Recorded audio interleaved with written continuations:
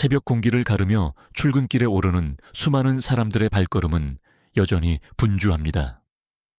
겉보기엔 어제와 다를 바 없는 평온한 일상이 흘러가는 듯 보이지만 그 이면에는 소리 없는 비명이 가득 차 있습니다.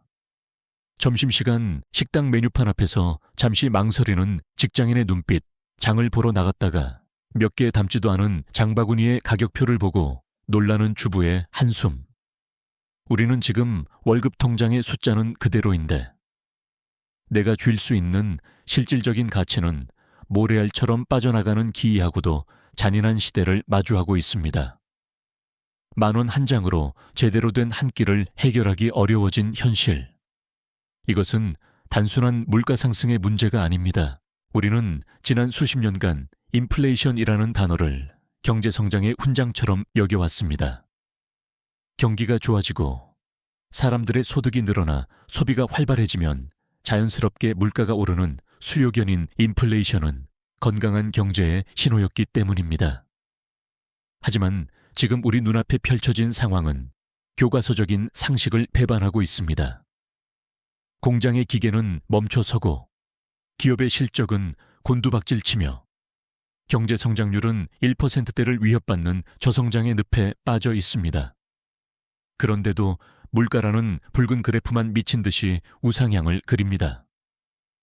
경제학자들이 가장 두려워하는 악몽, 불황, 스태그네이션과 인플레이션, 이 동시에 덮치는 스태그플레이션, 스태그플레이션의 거대한 파도가 방파제를 넘기 시작한 것입니다.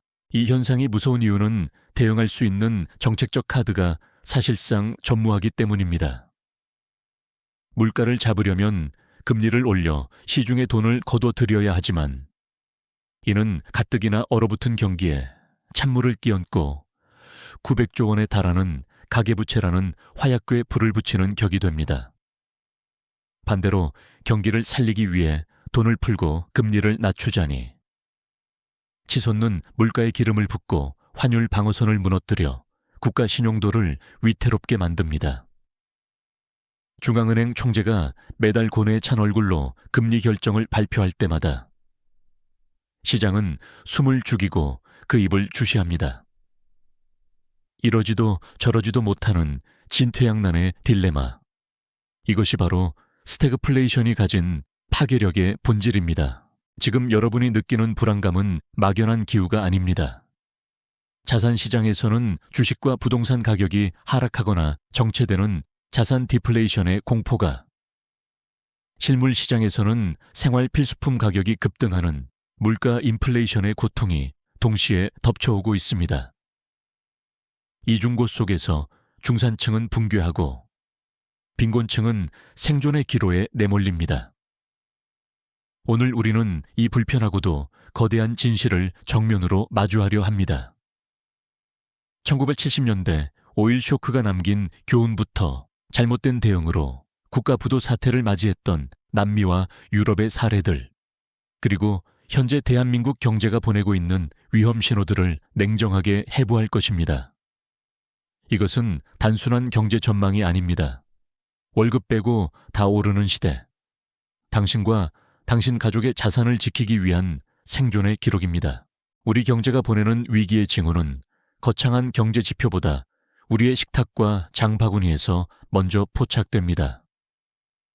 직장인들 사이에서는 런치플레이션, 런치플레이션이라는 신조어가 일상어가 되었습니다. 서울 도심의 평균 점심값은 이미 1만 원을 훌쩍 넘겼고 편의점 도시락 매출이 전년 대비 급증하는 현상은 단순한 유행이 아니라 생존을 위한 고육지책입니다. 더 교묘한 징후는 슈링크플레이션, 슈링플레이션입니다. 가격표는 그대로지만 제품의 용량을 슬그머니 줄여 사실상의 가격 인상 효과를 노리는 기업들의 전략은 원자재 가격 폭등을 더 이상 기업 내부에서 흡수할 수 없다는 비명과도 같습니다. 기업이 비용 압박을 견디다 못해 소비자에게 전가하기 시작했다는 것. 이것이 스태그플레이션의 초입에서 관찰되는 가장 전형적인 시그널입니다. 통계청이 발표하는 소비자 물가지수 CPI는 이러한 체감 물가를 온전히 반영하지 못한다는 비판을 받곤 합니다. 하지만 더 무서운 것은 선행지표인 생산자물가지수 PPI의 흐름입니다. 국제유가 상승과 글로벌 공급망 불안으로 인해 공장들이 사오는 원자재 가격이 뛰고, 이는 시차를 두고 반드시 소비자의 가격 상승으로 이어집니다. 지금 우리가 겪는 고물가는 일시적인 현상이 아니라 앞으로 닥칠 더 큰 파도의 예고편일 뿐입니다. 특히 에너지와 식량을 대부분 수입에 의존하는 한국 경제 구조상 자아 패권을 넘나드는 고환율은 수입 물가를 직접적으로 밀어올리며 국내 물가 상승 압력을 가중시키는 악순환의 고리를 형성하고 있습니다. 환율이 오르면 수입 원가가 오르고, 이는 국내 제품 가격 상승으로 이어져 다시 물가를 자극하는 구조입니다. 가장 뼈아픈 징후는 실질 소득의 감소입니다. 연봉 협상 테이블에서 3% 인상안에 도장을 찍었다 한들 물가 상승률이 5%라면 당신의 연봉은 사실상 2% 삭감된 것입니다. 한국은행과 통계청의 데이터를 분석해보면 가계의 실질 구매력은 이미 마이너스로 돌아선 지 오래입니다. 소득이 줄어든 것과 같은 효과는 소비 심리를 급격히 위축시킵니다. 사람들은 지갑을 닫기 시작하고 내수 시장은 얼어붙으며 기업의 재고는 쌓여만 갑니다. 재고가 쌓이면 공장 가동률을 낮추고, 이는 고용 감소와 투자 위축으로 이어집니다. 경기 침체 스탁네이션의 그림자가 물가 상승, 인플레이션의 뒤를 바짝 쫓아오고 있는 것입니다. 거리는 활기를 잃어가고 임대 문의가 붙은 빈 상가들이 늘어나는 지금의 풍경은 스태그플레이션이라는 괴물이 이미 우리 곁에 와 있음을 소리 없이 증명하고 있습니다. 스태그플레이션이라는 경제적 질병이 치명적인 이유는 그것이 발생하는 메커니즘이 일반적인 불황과는 정반대의 경로를 따르기 때문입니다. 보통의 인플레이션은 수요 견인, 디만 풀에 의해 발생합니다. 사람들이 돈을 많이 벌고 소비를 늘리니 물건이 귀해져 가격이 오르는 것입니다. 이는 경제가 뜨겁다는 방증이기에 금리를 올려 열기를 식히면 해결될 문제입니다. 하지만 지금 우리가 목격하고 있는 현상은 비용 인상, cost push, 인플레이션입니다. 소비자가 물건을 원해서 가격이 오르는 게 아니라 물건을 만드는 데 들어가는 기름값, 원자재값, 물류비가 폭등해서 어쩔 수 없이 가격표가 바뀌는 것입니다. 기업 입장에서는 물건을 팔아도 남는 게 줄어드니 생산을 줄이게 되고, 이는 시중의 물건을 더 귀하게 만들어 가격을 또다시 밀어 올리는 악순환의 늪을 만듭니다. 이 메커니즘이 가장 잔인하게 작동하는 지점은 바로 금리 정책의 무력화입니다. 중앙은행의 통화 정책은 기본적으로 브레이크와 엑셀러레이터라는 두 개의 페달로 운용됩니다. 경기가 과열되어 물가가 오르면 금리라는 브레이크를 밟고, 경기가 침체되면 금리 인하라는 엑셀을 밟아 돈을 풉니다. 그런데 스태그플레이션 상황에서는 자동차의 속도는 떨어지는데 경기 침체, 엔진은 과열되어 터지기 일보 직전 고물가인 상태가 됩니다. 여기서 중앙은행이 물가를 잡겠다고 브레이크 금리 인상을 밟으면 차는 멈춰서고 시동이 꺼져버립니다. 즉, 기업 도산과 대량 실업이 발생합니다. 반대로 꺼져가는 엔진을 살리겠다고 엑셀 금리 인하를 밟으면 엔진은 과열을 견디지 못하고 폭발해버립니다. 걷잡을 수 없는 초인플레이션이 발생하는 것입니다. 결국 정부와 중앙은행은 그 어느 쪽도 선택하지 못한 채 어정쩡한 태도를 취하거나 냉탕과 온탕을 오가는 엇박자 정책을 낼 수밖에 없습니다. 이러한 정책의 불확실성은 시장의 공포를 극대화합니다.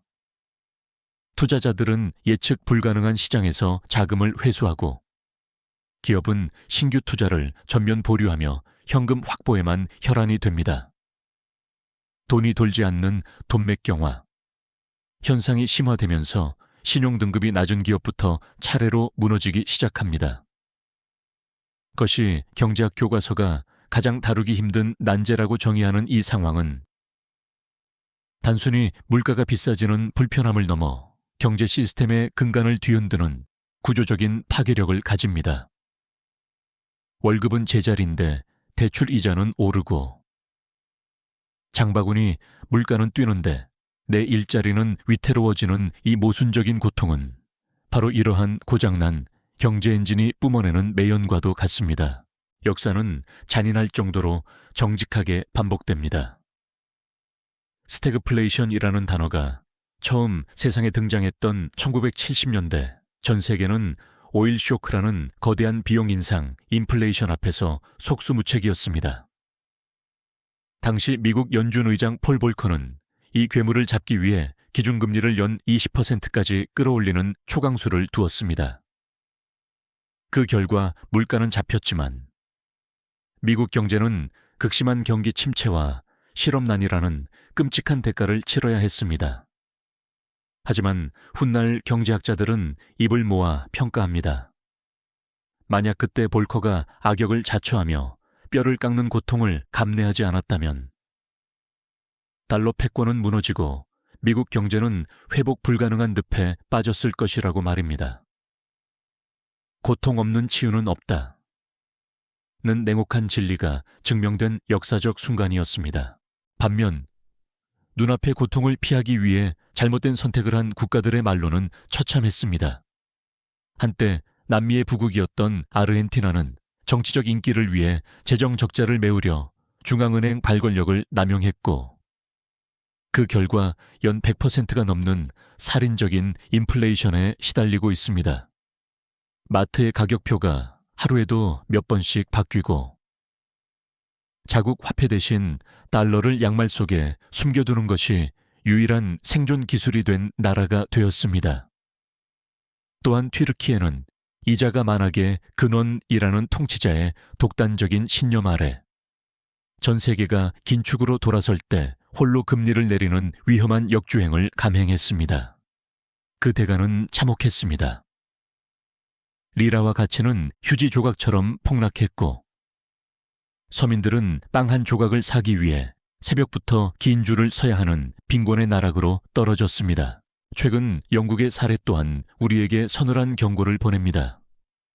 물가가 치솟는 와중에 섣부른 감세 정책으로 경기를 부양하려던 시도는 채권 시장의 대발작과 파운드화 급락을 초래했고, 결국 총리의 불명예 사임이라는 정치적 파국으로 이어졌습니다. 시장은 이제 정부의 어설픈 부양책을 용납하지 않습니다. 인플레이션이라는 불이 꺼지지 않은 상태에서 성냥불을 켜는 행위가 얼마나 위험한지 글로벌 금융시장은 냉정하게 심판하고 있습니다. 지금 전 세계 곳곳에서 벌어지는 이 경제 실험의 실패 사례들은 한국 경제에 묵직한 질문을 던집니다. 우리는 다가올 경기 침체의 고통을 감내하고 체질을 개선할 준비가 되어 있는가?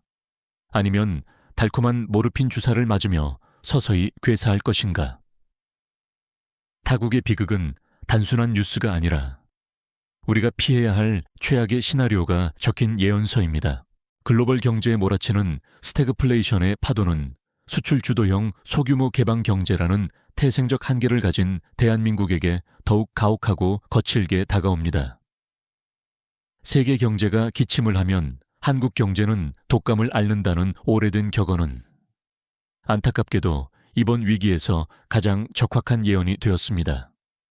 한국 경제를 지탱하던 거대한 두 축, 수출과 내수가 동시에 무너져 내리는 복합골절 상황이 벌어지고 있기 때문입니다. 반도체를 비롯한 주력 수출 품목은 글로벌 경기 침체로 인해 수요가 급감하며 무역 수지는 적자에 늪을 헤매고 있습니다.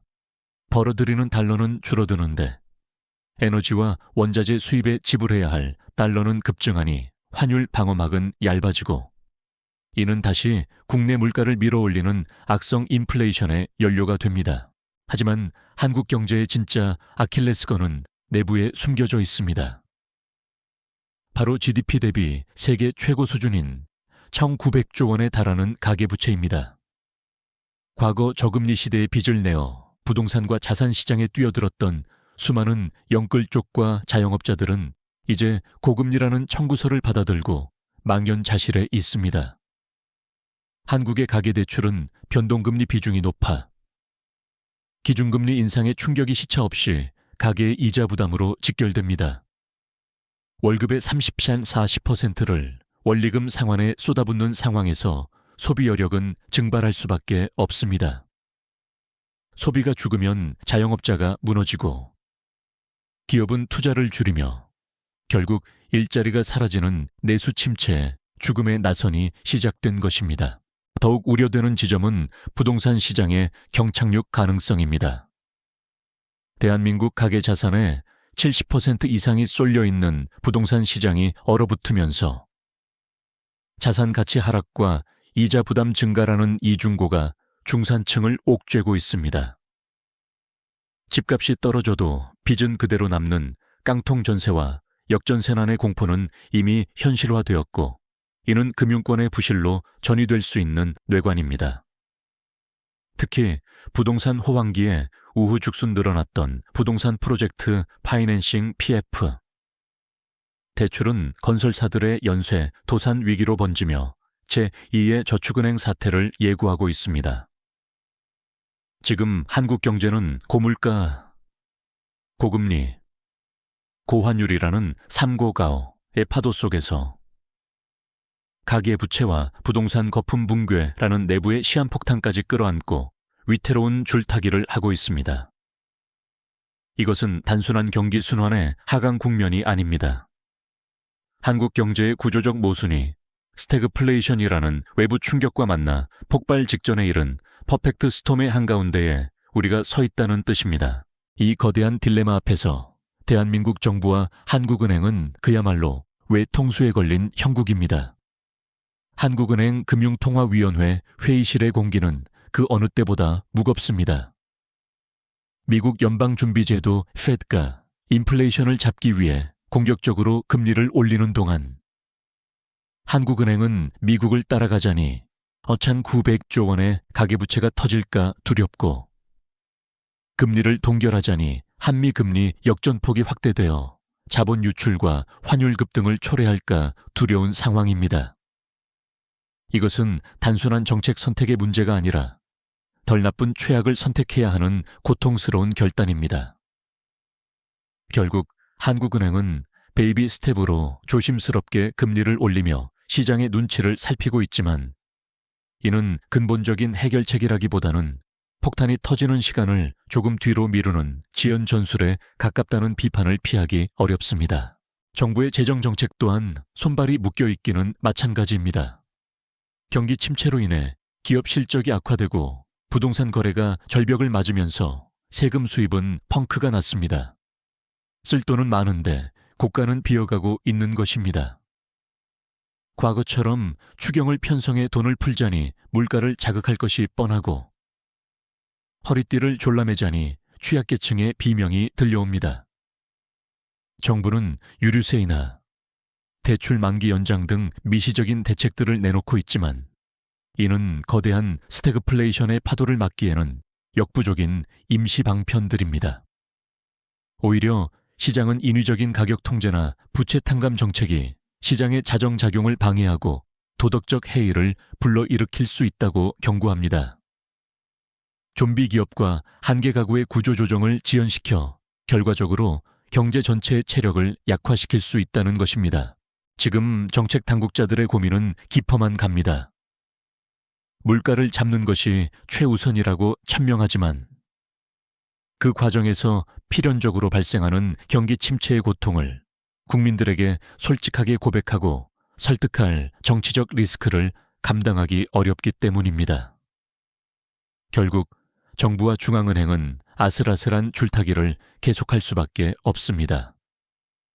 하지만 역사는 말해줍니다. 어정쩡한 타협은 더 길고 고통스러운 침체를 불러올 뿐이라고 말입니다. 지금 필요한 것은 달콤한 위로의 말이 아니라 다가올 겨울을 견뎌내기 위한 냉철한 현실 인식과 구조 개혁의 청사진입니다.